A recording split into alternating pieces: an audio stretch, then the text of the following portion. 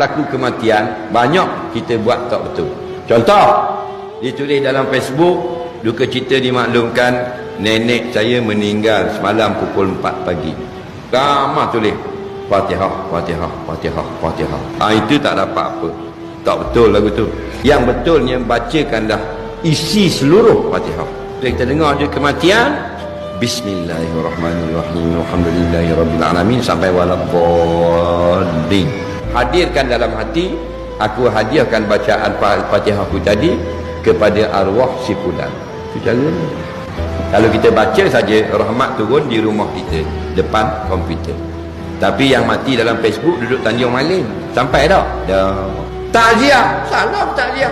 Ada kematian, takziah. Takziah. Bukan takziah. Takziah ni maknanya kita mendoakan semoga Allah memberi kesabaran ke atas kamu sekeluarga dengan kematian bapa kamu ini. Itu ucapan takziah.